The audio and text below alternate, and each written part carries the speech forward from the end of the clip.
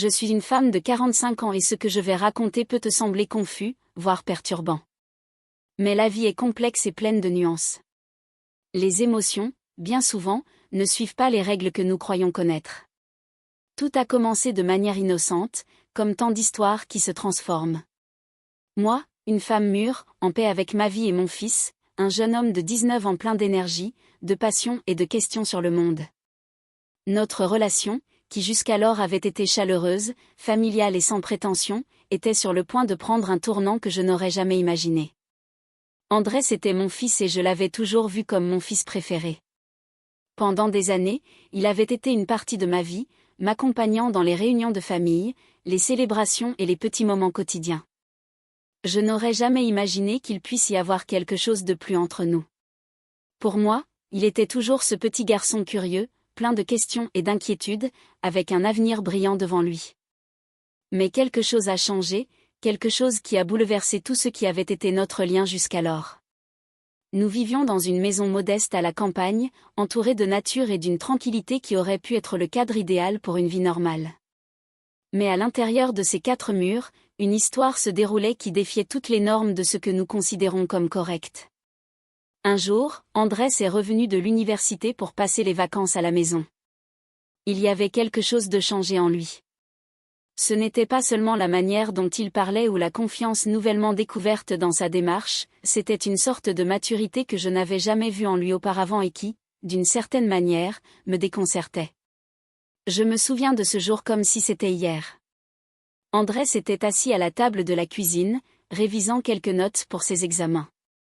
Moi, distraite par les tâches ménagères, je remarquais à peine sa présence jusqu'à ce que son regard intense se pose sur moi.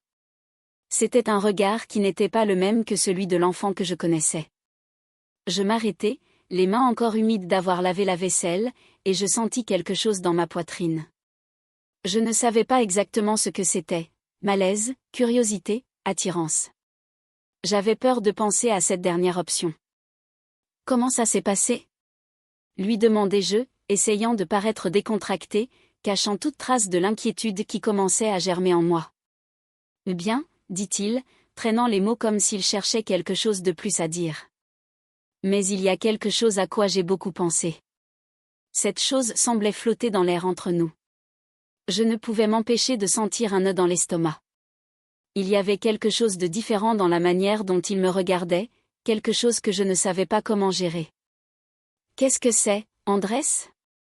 lui demandai-je, essayant de maintenir le ton maternel et chaleureux que j'avais toujours utilisé avec lui. Mais il y avait une tension, une distance qui n'était pas là avant. Il me regarda droit dans les yeux. Il y avait dans son expression quelque chose entre la peur et le désir. Cela me rappelait quand il était petit, quand il venait chercher du réconfort après avoir fait un cauchemar. Mais cette fois, ce n'était pas la peur qui le perturbait. Non, c'était quelque chose de plus, quelque chose de beaucoup plus complexe et de beaucoup plus dangereux. « Je ne peux pas m'empêcher de penser à toi, maman, dit-il de manière directe, presque précipitée. Les mots tombèrent comme un marteau sur mon cœur. Je restai paralysée, incapable de comprendre ce que je venais d'entendre. Qu'est-ce que cela signifiait ?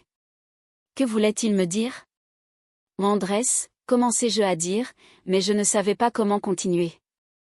Il y avait tant de choses que je voulais exprimer, mais mon esprit était un tourbillon de pensées contradictoires. La vérité, au fond, je savais à quoi il faisait référence, mais je ne voulais pas l'admettre, je ne pouvais pas. C'est alors que, sans préavis, il se leva de sa chaise et s'approcha.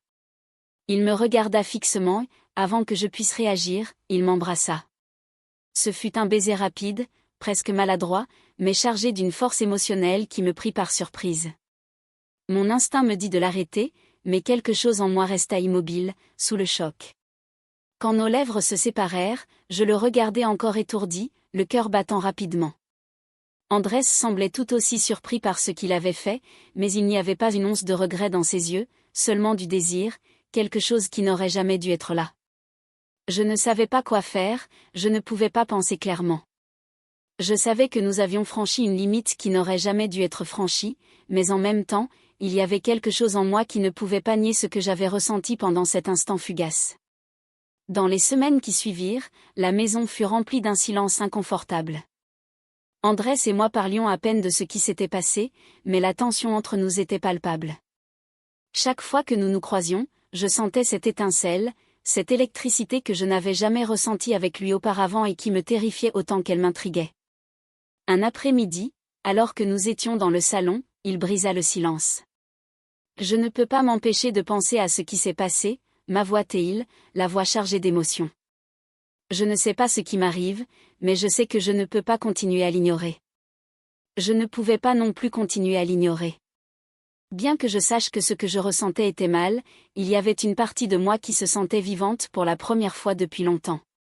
Il y avait quelque chose dans sa jeunesse, dans son énergie, qui me faisait me sentir désirée d'une manière que je n'avais pas ressentie depuis des années. Mais je savais que cela ne pouvait pas continuer. Andrés, ce qui s'est passé était une erreur, lui dis-je finalement, essayant de paraître ferme. Bien qu'à l'intérieur, je me sentais plus confuse que jamais. Cela ne peut pas continuer. Il me regarda avec un mélange de douleur et de détermination. Pourquoi était-ce une erreur, demanda-t-il. Je sais que tu ressens quelque chose pour moi, je l'ai vu dans tes yeux. Il avait raison. Et c'était la vérité la plus douloureuse de toutes, car oui, je le ressentais. Mais ressentir quelque chose ne signifie pas toujours que ce soit correct. À partir de ce moment, notre relation devint un constant tiraillement. Je savais que je devais arrêter cela, que la chose correcte à faire était de mettre fin à toute avancée possible, mais chaque fois que je le voyais, quelque chose en moi cédait. Ce n'était pas seulement ses paroles ou la manière dont il me regardait, c'était la sensation d'être vivante, d'être désirée, quelque chose qui me remplissait autant que cela me tourmentait. Les choses atteignirent un point critique un soir. Nous étions assis sur le canapé en train de regarder un film, mais aucun de nous ne prêtait attention.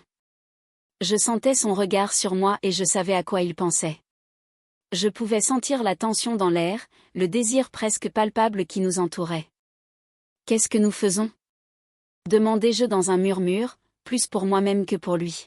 « Je ne sais pas, maman, » répondit-il, « mais je ne veux pas m'arrêter. » Je savais que si je ne mettais pas un terme à ce moment, je ne le ferais jamais. Mais à cet instant, je me sentais aussi piégée que lui. Je le regardai dans les yeux et vis le même conflit que je ressentais en moi. Je savais que ce que nous étions sur le point de faire était mal, mais en même temps, je ne pouvais pas m'empêcher de sentir que c'était inévitable. Nous nous rapprochâmes, ou peut-être était celui qui le fit, je ne m'en souviens pas clairement. La seule chose que je sais, c'est qu'à ce moment-là, toutes mes barrières se sont effondrées. Je l'embrassai cette fois avec pleine conscience de ce que je faisais. Ce fut un baiser long, profond, chargé de toutes les émotions refoulées que nous avions accumulées pendant des semaines. À cet instant, je sentis que tout le reste disparaissait, les règles, la culpabilité, le monde entier. Il n'y avait qu'Andrés et moi, perdus dans une connexion qui n'aurait jamais dû exister. Quand nous nous séparâmes enfin, je le regardai. Andrés semblait aussi étourdi que moi, mais il n'y avait aucun doute dans son regard. Pendant un bref instant, je me permis d'oublier ce que signifiait ce que nous venions de faire, mais la réalité ne tarde pas à nous rattraper et bientôt la culpabilité commença à m'étouffer. Cette nuit-là, je dormis à peine. Je restai éveillée, réfléchissant à la manière dont nous en étions arrivés là. Je savais que nous avions franchi une ligne sans retour. Ce n'était pas seulement une erreur, c'était un acte qui pouvait nous détruire tous les deux. Le lendemain matin, Andrés s'approcha comme si rien ne s'était passé, mais son regard disait tout. Il voulait parler, il voulait comprendre, « Maman, ce qui s'est passé commença », mais je l'interrompis. « Andrés, cela ne peut plus jamais se reproduire », dis-je, essayant de paraître ferme, mais ma voix tremblait. À l'intérieur de moi, il y avait une tempête d'émotions qui luttait pour sortir. C'était une erreur, dis-je, évitant de le regarder dans les yeux. Nous ne pouvons pas continuer ainsi. Andrés me regarda avec un mélange de douleur et de détermination. Pourquoi était-ce une erreur, demanda-t-il. Ce que je ressens pour toi n'est pas quelque chose que je peux simplement ignorer. Ces paroles me faisaient mal parce que je savais qu'il disait la vérité. Mais je savais aussi que le chemin que nous prenions ne menait nulle part de bon. Parce que ce n'est pas bien, Andrés. Toi et moi sommes mère et fils. Cela n'aurait jamais dû arriver et cela ne peut plus jamais arriver. Cette conversation marqua un tournant. Pendant les jours qui suivirent, j'essayais de maintenir la distance, de me concentrer sur ma routine et de retrouver la normalité, mais la tension entre nous restait insupportable. Chaque regard, chaque mot était chargé de tout ce que nous ne pouvions pas dire. Finalement, Andrés prit une décision qui changea le cours des choses.